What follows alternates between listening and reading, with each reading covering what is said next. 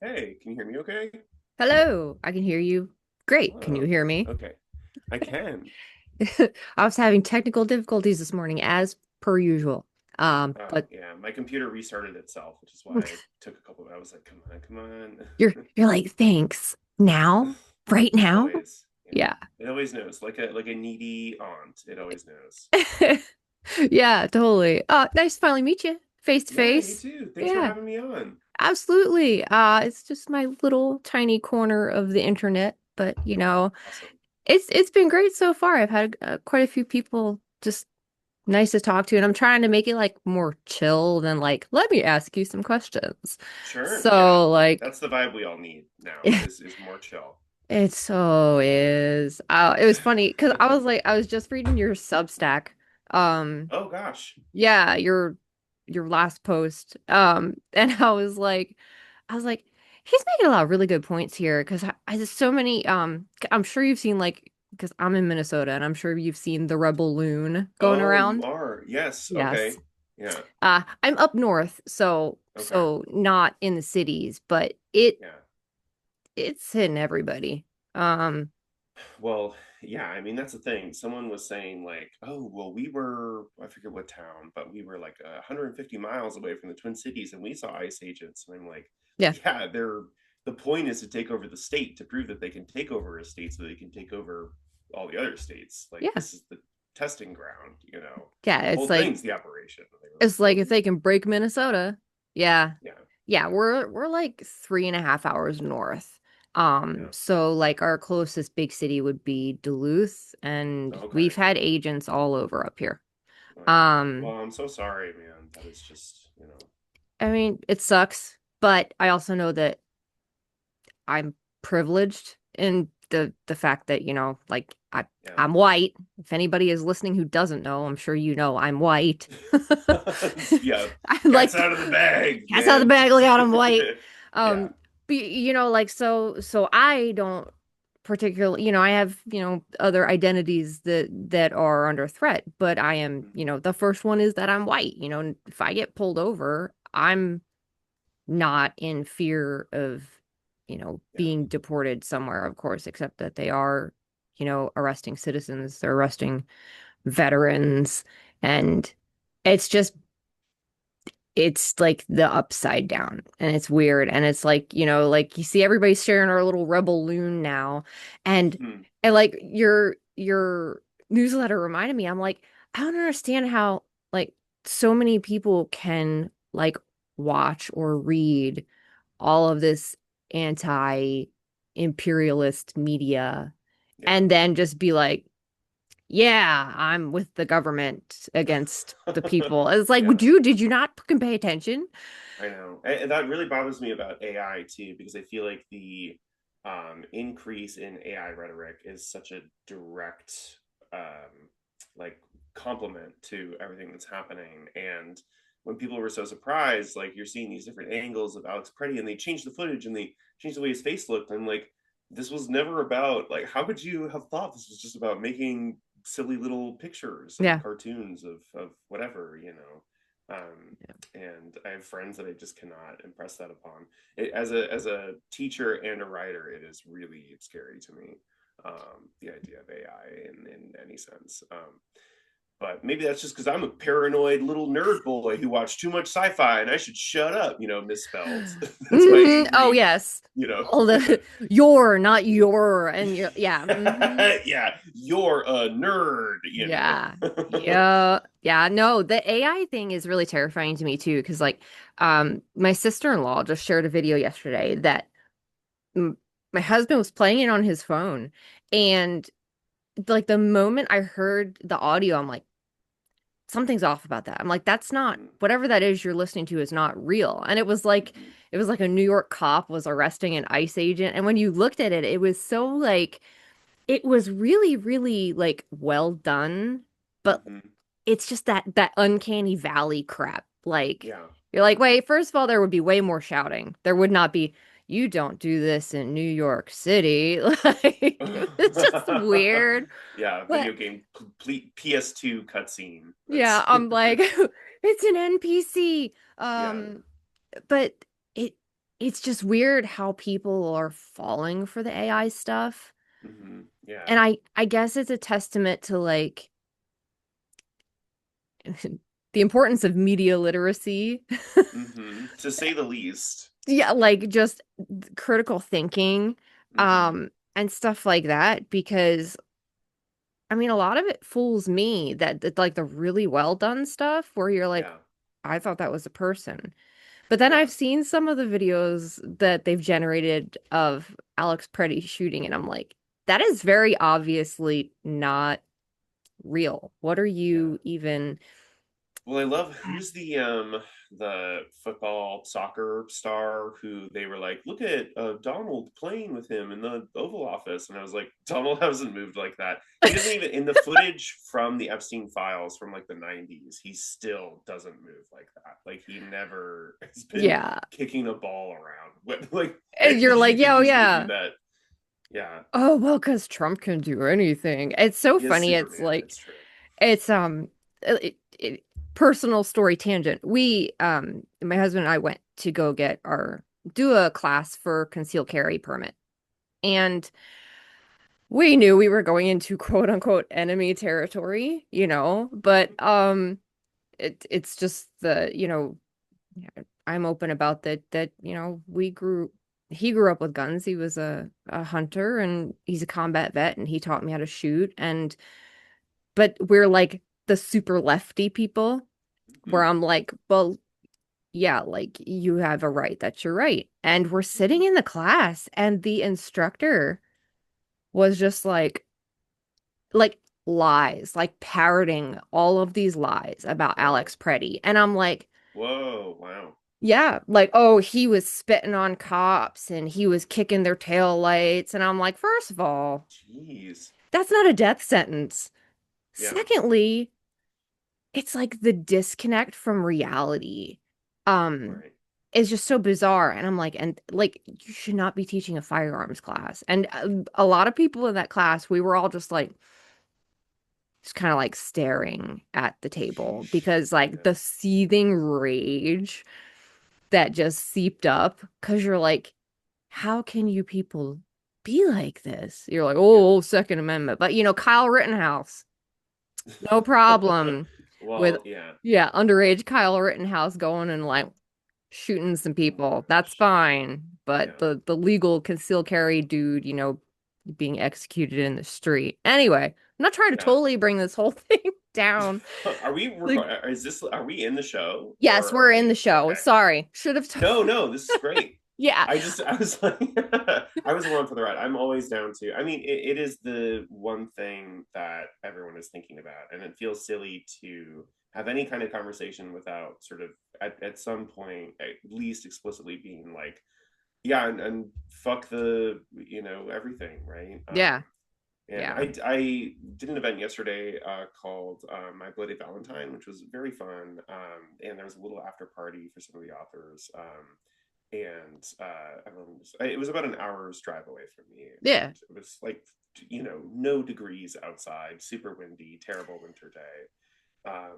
And everyone was like, oh, you're not going to the after party? And I felt kind of bad because they were like, oh man. But I was like, no, I'm cold and depressed. I'm driving home, I'm grabbing Wendy's on the way, and then I'm hanging out with my dog and watching Firefly for the rest of the night, where they give a shit about the purple bellies, you know? I mean, that's Um, the perfect like that sounds wonderful to me because I can vibe with that nerdy, cold and depressed. I mean, it's fucking Minnesota. It's cold here. yeah, yeah, Yeah. absolutely. There's, me and my husband and our cats. And yeah. Yeah, you got to get home to the cats. When you got to get home to the pets, like that's paramount. Yeah. Although I do love an after party. Don't listeners continue inviting me to after parties. Like I will go. I just maybe not in the middle of February.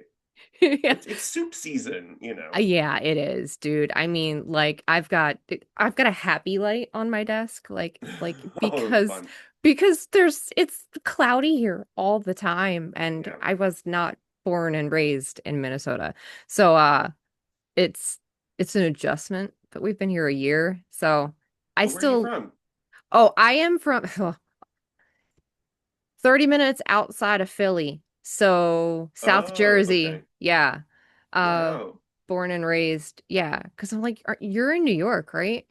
Yeah, but your voice sounds Minnesotan. I'm from Minnesota originally. I said that? I think I knew that. I think we had talked Yeah, about that. I think I said that in my first walk and talk thing too, when I was like, which I think is the one that you commented on, or you sent me a story about something at some point. Maybe. I Anyway, don't know. but yeah, oh sure, my Yeah. whole family's from around the Twin Cities area. So I only lived there for a couple of years before we moved to Ohio and then New York, and Maryland in between there for a couple of years as well. But I lived in Delaware. oh, nice, there you go. Yeah, I don't know. That's so funny because I know a couple people from New Jersey that I'm like, "Are you from the Midwest?" And they're like, "Nope."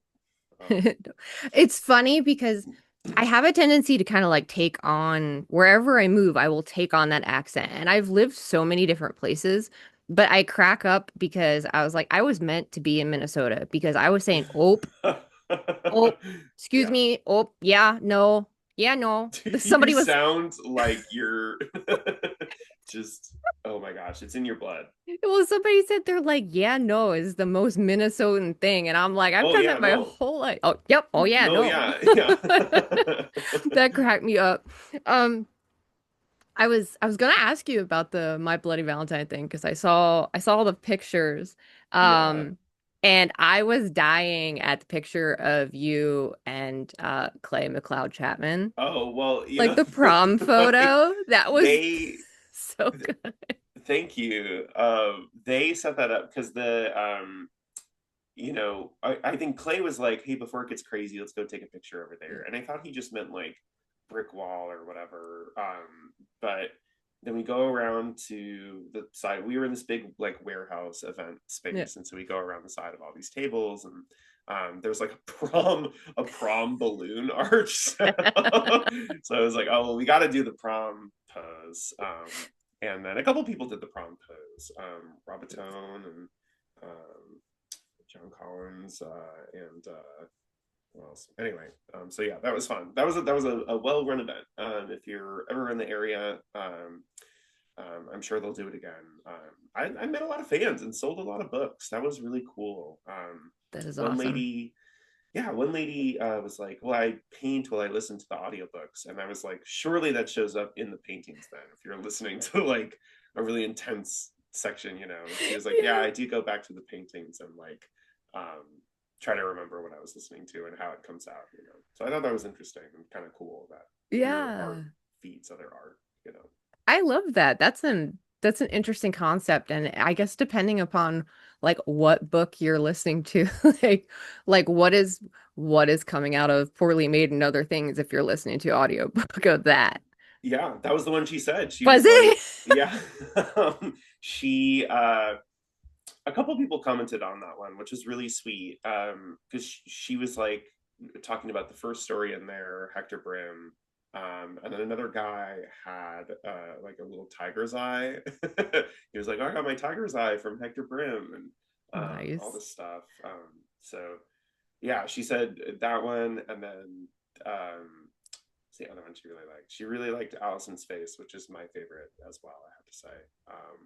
So yeah, it was cool. It's just you never know how your stuff is doing exactly until you're out in the world and you can see people, and you know I just love tabling. I think it's so much fun.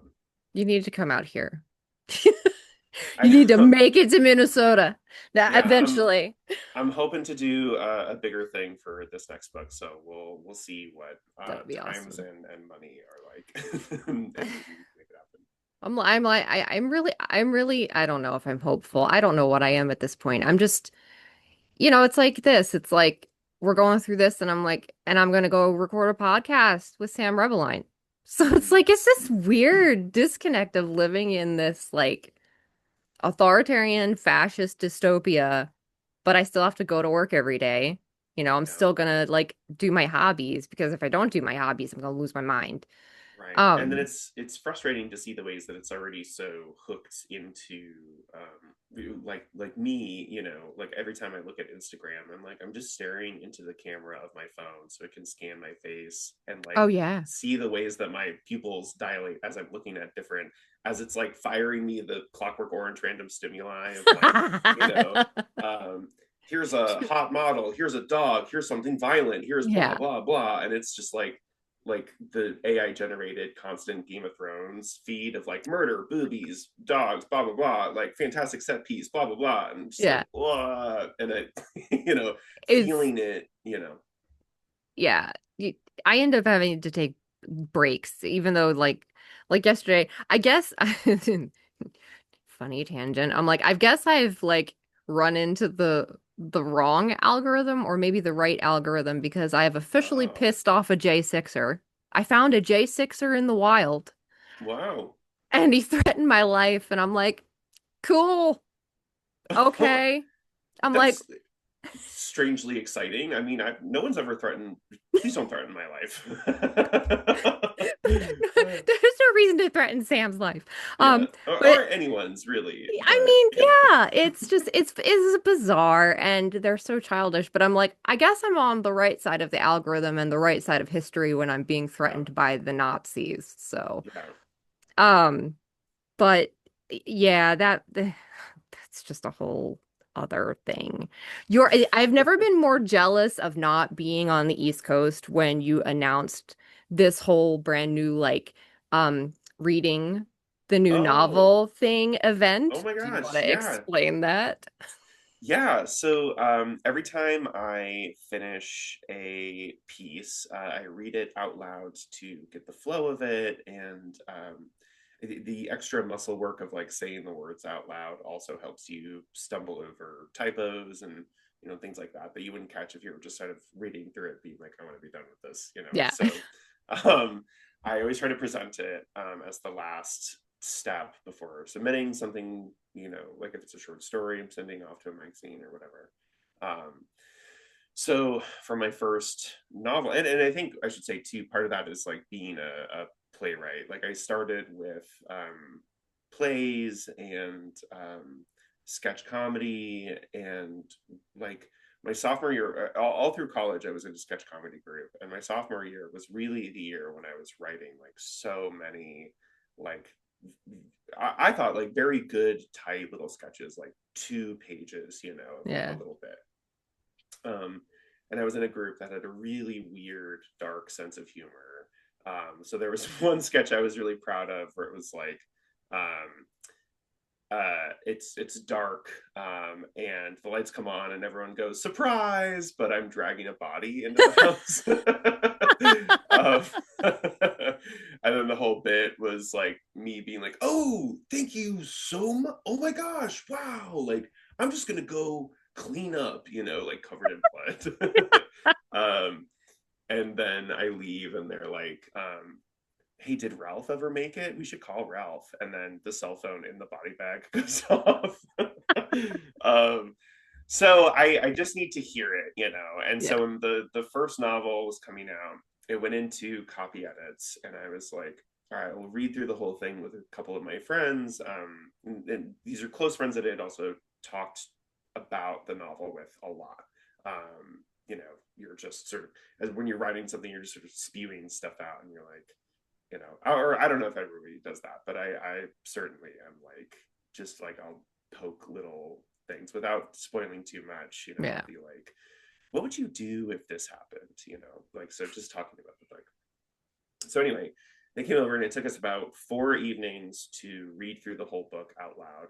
They did all the dialogue for the characters and everything, and we did catch weird little plot holes, and talked about some of the language, because especially with Edenville, the main character is such an asshole, that he had some insults and thoughts that I was like, I fully believe that this guy would have these thoughts, but like we don't need to use such harsh language for this or whatever. Like just the ways that he would talk to his girlfriend, and you know so we would have conversations about that stuff, and it was just extremely helpful, so we started doing it every time, which is very gracious of them, and I would buy them dinner or like make them whatever. Um, and Galloway's Gospel took us 6 sittings to get through because it's so long. Yeah.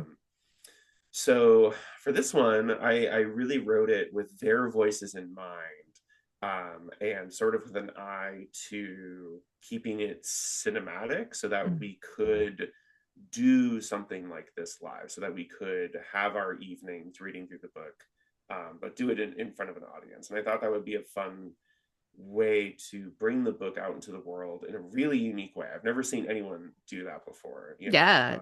It's like this is not something I've seen. Like, it's like a live table read. Yeah, Yeah. absolutely. That's what I want it to feel like a radio play, a live table read, like um, whatever analog you want to use. But the idea is that we'll be at a table. I'll have my computer. Two of my friends requested printout scripts, so they'll have those in a binder. My other friend is going to read it off her iPad. And then we'll project it behind the table so that you can see the text as well, which will be kind of a fun sneak peek thing because we'll be actually, I usually do this before copy edits so that I have a a Word doc with all of my little changes from a read through, Yeah. and then I plug those into the actual copy edit document from HarperCollins, and then do their changes as well. But this time, because it took us a little while to plan the show, took me a little while to plan the show. They were helpful though. They were helpful in figuring out like what dates work for them. They're all now in a D&D podcast. Oh, So sweet. if you're interested, Dungeons in the Attic is their podcast. I especially love their Halloween episodes that they did because they play a game called 10 Candles. Huh. It is very spooky, very, very fun. I love an RPG where you're sort of riding your characters into the sun. Like, Yeah. I played a fair amount of Blades in the Dark where you're just like, your characters are sort of designed to lose their minds and go nuts. And so you're kind of like playing the berserker a little bit, like so anyway, so yeah, Dungeons in the Attic. So they were helpful in figuring out the schedule and whatnot. But anyway, so point being, gosh, this is such a long answer. I'm so You're good. You're good. That's why sorry. we're chill. Okay, all right, all right.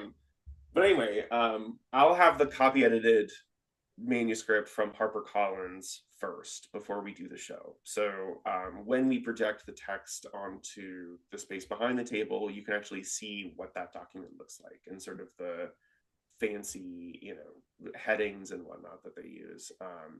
That I think I'm technically not allowed to share, but I'm just like showing it, so it's probably fine. You're not giving it to anybody. Yeah, no, but so yeah, that's the basic idea, and I want to make it as fun and dynamic for the audience as possible. So like every week we'll do a recap of what happened the week before, Mhm. and I'll say something like, I've got 5 big beats from last week that I think we should touch on that are important. Someone come up and tell me what you think the 5 most important things that you remember are, and if they like match up, you get a thing. Oh, I And love it. treat it like second graders. Like if you name all 5, you get the thing. But then if they can only name 2, I'm like, you can have the like a little ghost plushie. Yeah, you Is got the thing. yeah. I bought a bunch of like random fun things off Vistaprint and Amazon. So I do have like little ghost plushies. That's cool. And because it's a haunted hotel novel.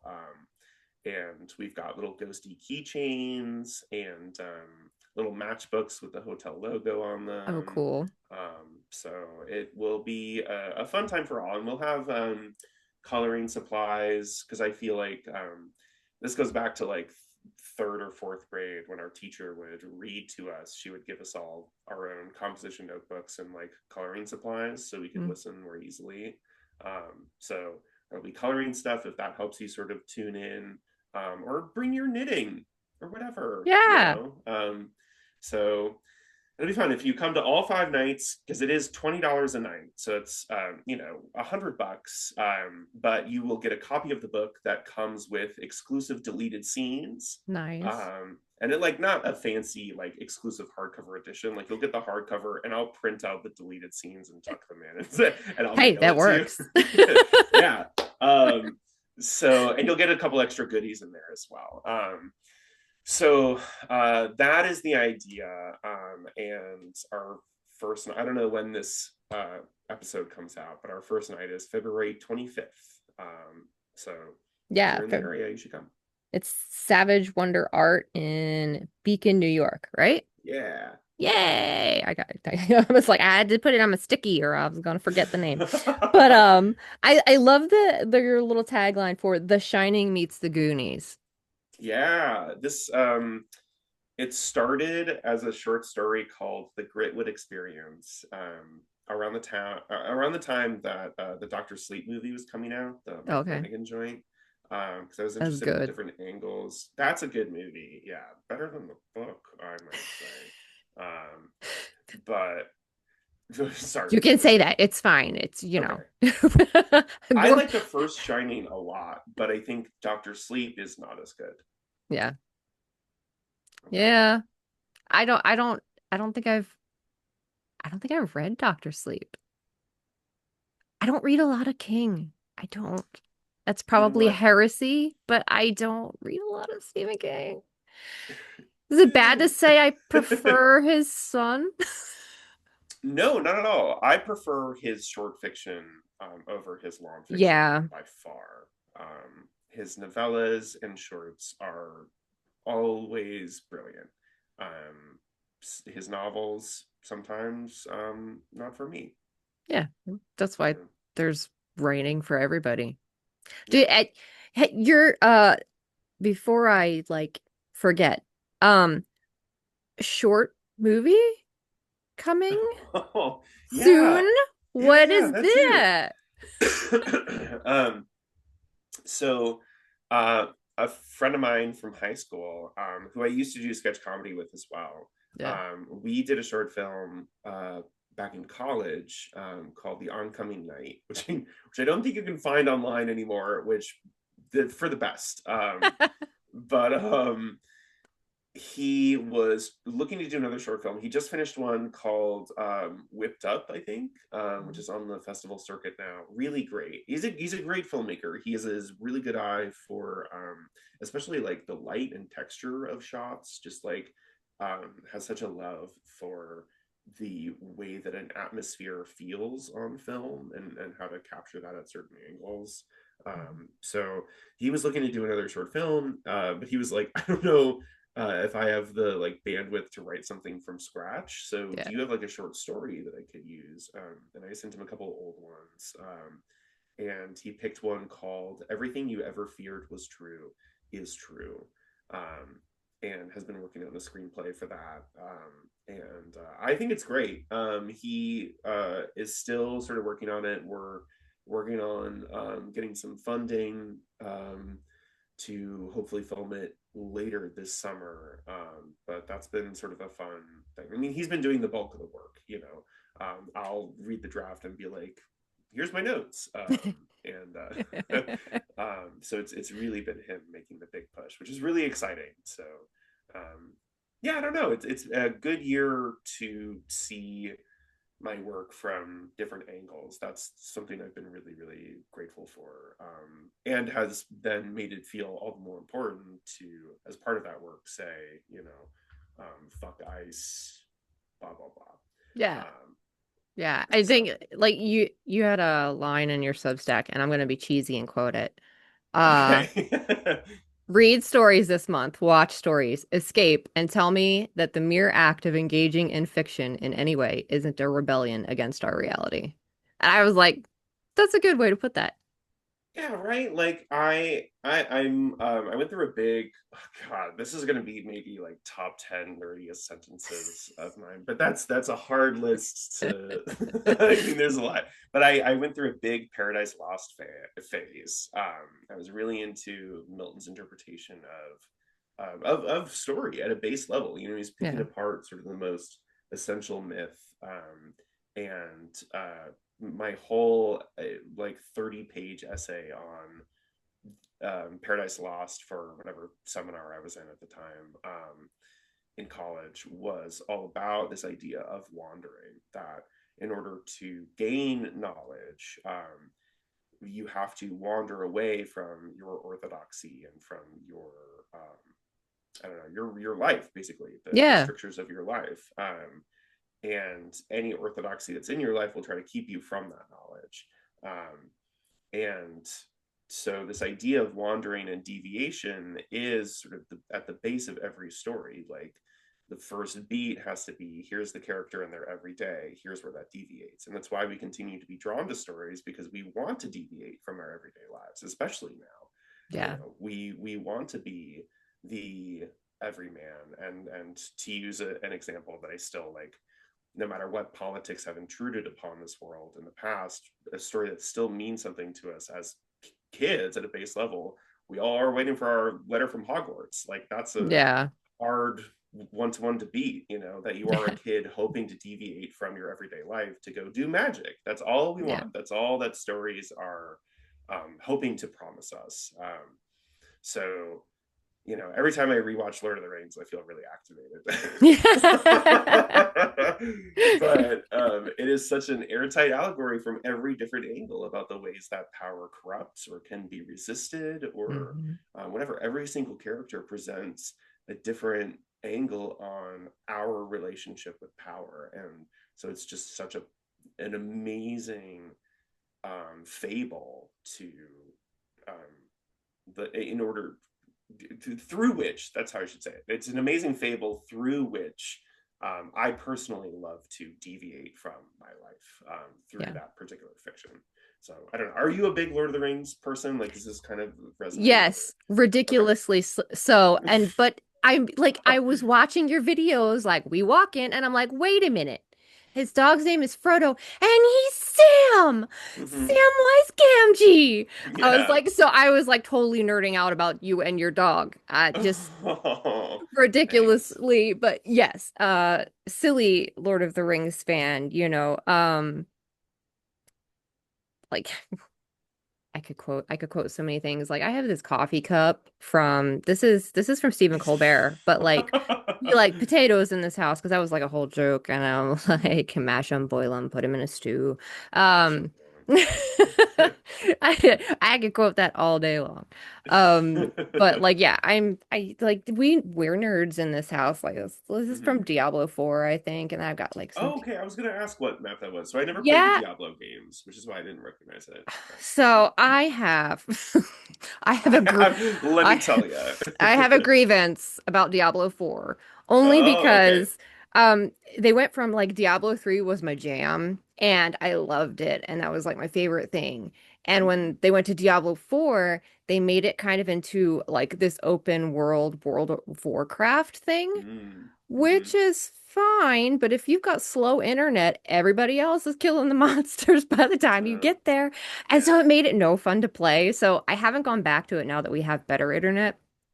But it's a plan. But I was like, oh my God, Diablo 4. And I'm like, I got like the special edition box and the art print and like the map Oh, came with it, nice. which is Yeah. beautiful. Like It looks great. the art and the art in the art book, like in like there's this one up here is you can't see it, but this is like a matted art print that came with it, and I'm just like Ooh, I wow. love the artistry of it and then the story, but I have yet to finish the game now that I have better internet because I was like I would get online and it would just be a free for all of people, and I'm like I am the one who's like, I don't want to play with other people. I just want to play by I, myself. you know what? Thank you. I recently picked up Watch Dogs for the third time. I don't think that it's a.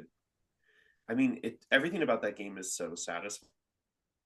Like it's so crunch. All the noises and the like way that everything feels like it's so crunchy, but it's Mhm. kind of a silly game in many ways. um, I haven't played that one yet. So oh my the gosh, you could get it for like $2 now oh for sure. nice. Okay. The plot is ridiculous. It is like your wife dies during the opening credits, or whatever. Or no, not even. It's your niece dies during the opening credits, and now you're seeking revenge.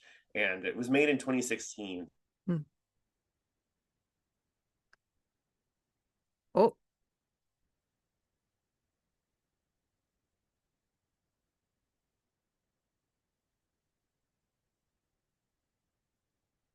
oh, I don't know what happened. Oh Hey, gosh, now she's gonna talk no, over me. Ah, okay. Anyway, you were talking about Watch Dogs before my internet apparently interrupted both of Okay, us. I closed some things on my side too. Yeah. Anyway, Watch Dogs came out in 2016, so some of its ideas about data collection and sort of bellwethering, like using Yeah. data to influence people, feel very quaint.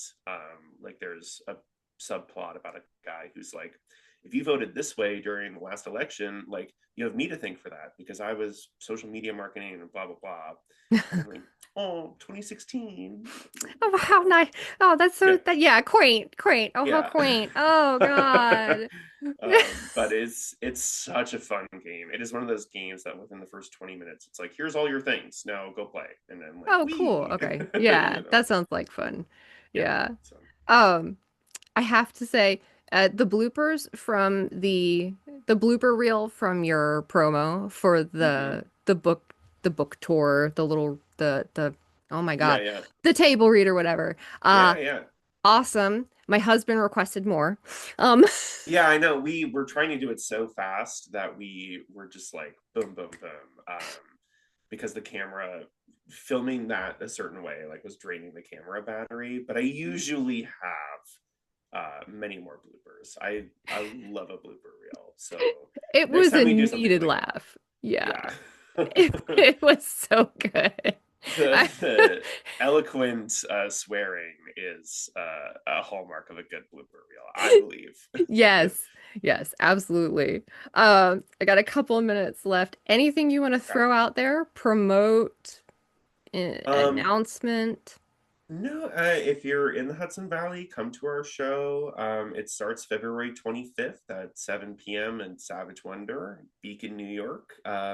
If you can only make one of the other performances, though, that's okay. Like I said, we'll do a big recap so you can feel at home. And Savage Wonder does serve food and drinks in the space. So if you just want to color and hear like the middle part of a story and like have a cocktail, that's awesome. Come through. Nice. Yeah. Um, and I don't have anything publishing wise coming up. I've got a couple stories and anthologies that we think haven't quite been announced yet, so I'll keep them. But for now, just because I'm not, actively promoting something that's imminently coming out, we're just promoting fucking kindness, man. Put out good energy. There's no need to be an orc. Dude, So love it. Yeah. yeah, Yeah. This has been a blast. Thank you. yeah. Thank you. This Thank was you. fun. Yeah, take it easy. Come visit us sometime in your cool your birth Hometown. state. Yeah, Yeah. yeah, it's in my blood. All the Yeah. old Viking and lutefisk Oh runs God. deep. Yeah, you can keep that. You can keep that. Yeah. But Oh, yeah. I'm good Oh. too. I Ah. tried it once when I was 8, and I was Oh like, God. oh, You're like, this is okay, not for me. yeah, Right. no thanks. Awesome. Anyway, yeah, well, have a Thanks, dude. fantastic day. You Yeah, too. thank Take it you. easy. Yeah, keep it sleazy. Yeah.